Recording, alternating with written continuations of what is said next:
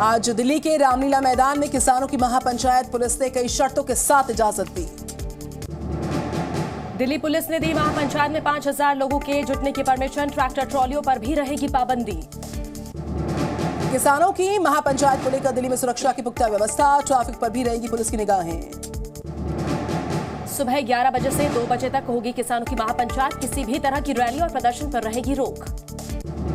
महापंचायत को लेकर किसानों का जुटना शुरू हो गया। अमृतसर से नई दिल्ली रेल स्टेशन पहुंचे किसान।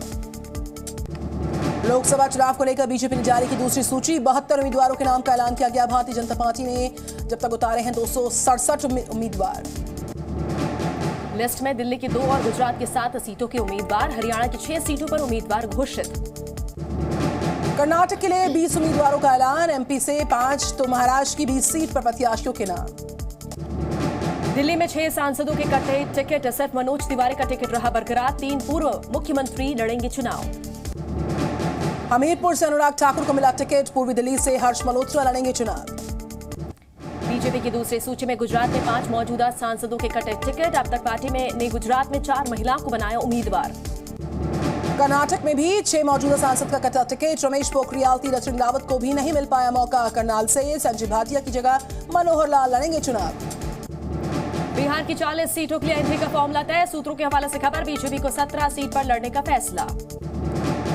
बिहार में जेडीयू को 16 सीट देने की तैयारी, सूत्रों के हवाले से खबर आई है। चिराग पासवान को हाजीपुर समेत 4 सीट। बीजेपी ने पशुपति पारस को राज्यपाल पद का दिया ऑफर, सूत्रों के हवाले से खबर, जीतनराम मांझी और उपेंद्र कुशवाहा को 1-1 सीट देने की तैयारी। बिहार में आज हो सकता है मंत्रिमंडल का विस्तार, सूत्रों के हवाले से खबर है। करीब 18 नेता बनाए जा सकते मंत्री। बिहार में आज शाम 5 बजे हो सकता है नए मंत्रियों का शपथ ग्रहण, सूत्रों के हवाले से खबर। आज बीजेपी में शामिल होंगी कैप्टन अमरिंदर सिंह की पत्नी, पटियाला सीट से लड़ सकती चुनाव। निर्वाचन आयुक्तों के खाली पद भरने की प्रक्रिया तेज, पीएम मोदी की अध्यक्षता में आज होगी अहम बैठक। आज दोपहर 2 बजे पीएम मोदी करेंगे बैठक, कानून मंत्रालय ने सभी पैनल मेंबर्स को दी है जानकारी। लोकसभा चुनावों से पहले एक देश एक चुनाव को लेकर सुगबुगाहट तेज, आज कोविंद समिति सौंप सकती है रिपोर्ट। राष्ट्रपति द्रौपदी मुर्मू को रिपोर्ट सौंप सकती कोविंद समिति, सूत्रों के हवाले से जानकारी है। जम्मू कश्मीर से हो सकती है एक देश एक चुनाव की शुरुआत, सूत्रों के हवाले से खबर, जम्मू कश्मीर में लोकसभा के साथ कराए जा सकते हैं विधानसभा के चुनाव। नागरिकता संशोधन कानून के खिलाफ केंद्र सरकार उठाएगी कानूनी कदम, राज्य कैबिनेट ने किया फैसला। कर्नाटक के सीएम सिद्धरामैया ने भी सीएए को लेकर उठाए सवाल, कहा सीएए लागू करना बीजेपी का चुनावी हथकंडा। पुलवामा अटैक को लेकर कांग्रेस सांसद एंटनी का विवादित बयान का, जवानों की शहादत पर बीजेपी ने जीता 2019 का चुनाव। एंटनी के विवादित बयान के बाद सियासी संग्राम, बीजेपी नेता अनिल एंटनी ने कहा उन्होंने हमारे जवानों के बलिदान का अपमान किया। एंटनी के बयान के बाद भड़क गई बीजेपी, अनिल एंटनी बोले ऐसे नेता दोबारा संसद में पैर रखने के लायक नहीं। समुद्र के रास्ते ड्रग्स भेज रहा पाकिस्तान, नाव में 480 करोड़ की ड्रग्स ला रहे थे 6 तस्कर, एनसीबी ने ऑपरेशन सागर मंथन के जरिए दबोचा। जी मीडिया के संवाददाता विशाल पांडे की किताब इजराइल वॉर डायरी लॉन्च, किताब में इजराइल वॉर का विस्तार से किया गया उल्लेख।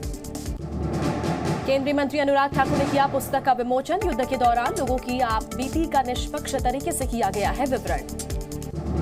केंद्रीय मंत्री अनुराग ठाकुर ने की किताब की तारीफ, बोले ये किताब कई इतिहासकारों, पत्रकारों, आम लोगों के लिए संदर्भ ग्रंथ बनेगी। जी मीडिया के सीईओ अभय ओझा भी कार्यक्रम में रहे मौजूद, संवाददाता विशाल पांडे की हिम्मत और जज्बे की सराहना की, बोले विशाल हमेशा हर टास्क के लिए रहते हैं तैयार। गोल्ड स्मगलिंग रैकेट के खिलाफ डीआरआई की 4 राज्यों में छापेमारी, 12 तस्करों में गिरफ्तार, 61 किलो सोना जब्त। करीब 40 करोड़ बताई जा रही है सोने की कीमत, डीआरआई ने 13 लाख कैश और 19 गाड़ियों को जब्त किया। राष्ट्रपति मुर्मू ने मॉरिशस में की महादेव की पूजा, भगवान शिव का किया जलाभिषेक, गंगा मैया को भी आशीर्वाद उनसे लिया गया। जम्मू कश्मीर की गुलमर्ग में चारों ओर बिछी बर्फ की सफेद चादर, बर्फबारी का लुत्फ उठा रहे सैलानी। जम्मू कश्मीर के पुंछ में एक तस्वीर सामने आई जहां पर ताजा बर्फबारी देखी गई, बर्फ ही बर्फ मुगल रोड पर है, चारों तरफ खूबसूरत नजारा।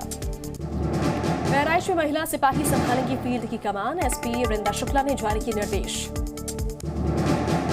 फतेहपुर में ट्रेन से कटकर मासूम बच्ची समेत 2 की मौत हुई है, रास्ते में कहासुनी की बात, पत्नी से अलग होकर बच्ची को लेकर निकला था एक शख्स।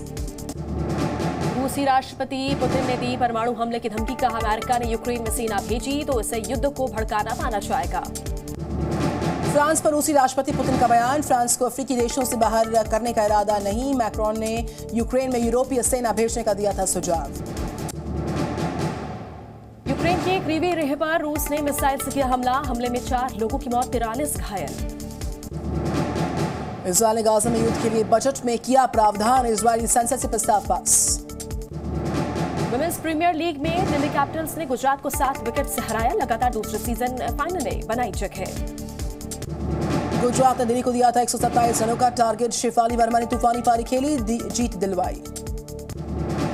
आईपीएल की तैयारी में जुटे ऋषभ पंत, नेट्स में की बैटिंग की प्रैक्टिस, दिल्ली कैपिटल्स की तरफ से खेलेंगे पंत। Zee News।